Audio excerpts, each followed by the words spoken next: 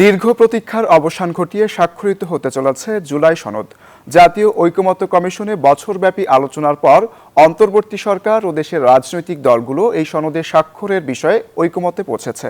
তবে রাষ্ট্রের স্বৈরাচারী ভিত্তির বিলোপ ঘটিয়ে গণতান্ত্রিক রূপান্তর আনতে এই সনদ কতটা সফল হবে তা নিয়ে চলছে নানা বিশ্লেষণ। বিস্তারিত আল মোহাইমিনুল খানের রিপোর্টে। জাতীয় ঐকমত্য কমিশনে প্রায় বছরব্যাপী দীর্ঘ আলাপ আলোচনার পর অন্তর্বর্তী সরকার ও দেশের রাজনৈতিক দলগুলো জুলাই সনদ স্বাক্ষর করতে চলেছে। ধারণা করা হচ্ছে রাষ্ট্রের স্বৈরাচারী কাঠামো ভেঙে গণতান্ত্রিক রূপান্তর ঘটাতে এই সনদ গুরুত্বপূর্ণ ভূমিকা রাখবে। তবে সফলতা নির্ভর করছে সঠিক বাস্তবায়নের উপর। আর সেই বাস্তবায়ন নিয়েই চলছে নানা আলোচনা, যার অন্যতম জুলাই সনদ বাস্তবায়ন নিয়ে গণভোটের সময়ের বিষয়টি।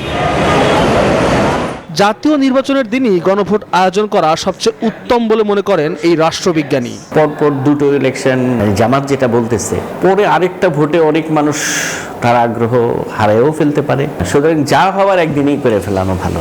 সিম্পল দুইটা প্রশ্ন থাকতে পারে, আপনি কি জুলাই সনদে অন্তর্ভুক্ত যে সকল বিষয় ঐকমত হয়েছে সেগুলো বাস্তবায়নের বিষয়ে আপনি কি মনে করেন যে এটা এই সংসদ থেকে বাস্তবায়ন হবে, অথবা যেগুলো বিষয়ে ঐক্যমত হয়নি সেই বিষয়গুলো ঐক্যমতে আসার দরকার বলে আপনি মনে করেন কিনা? হ্যাঁ, না। জুলাই সনদের তিনটি প্রধান অংশ।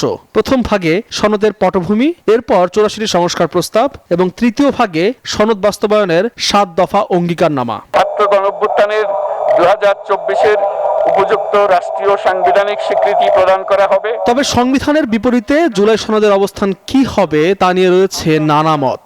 সুপ্রিম কোর্টের আইনজীবী রুহুল কুদ্দুস কাজল মনে করেন জুলাই সনদের সংস্কার প্রস্তাব সংবিধানের ধারা উপধারার সাথে যুক্ত করা যেতে পারে, তবে একে সংবিধানের সমমর্যাদা দেওয়ার সুযোগ নেই। পদ্মা সেতু, মেট্রো রেল এবং এলিভেটেড এক্সপ্রেসওয়ে নির্মাণের গর্বিত অংশীদার বসুন্ধরা সিমেন্ট।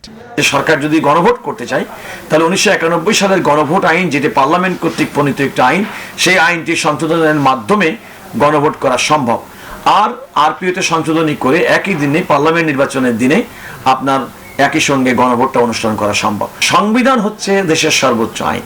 সুতরাং আপনি যে আইন যে কোনো সনদই করেন না কেন, তাহলে আমি সিম্পলি বলবো, কেউ যদি সংবিধানের সমমর্যাদা কিংবা সংবিধানের উপরে কারোর স্থান দেওয়ার চেষ্টা করে থাকে, সেটা একান্তই বোকামি। তাদের আইন সম্পর্কে, সংবিধান সম্পর্কে ন্যূনতম ধারণা কারো থাকলে তারা এই ধরনের প্রস্তাবনা কেউ দিত না। রাষ্ট্রবিজ্ঞানী ও আইনজীবীদের পরামর্শ হলো নির্বাচনের সময় গণভোটের আয়োজন করা এবং সংসদের মাধ্যমে জুলাই সনদ আইনে রূপান্তর করা গেলে এর স্থায়িত্ব বৃদ্ধি পাবে। আল মোহাইমিনুল খান, নিউজ 24, ঢাকা।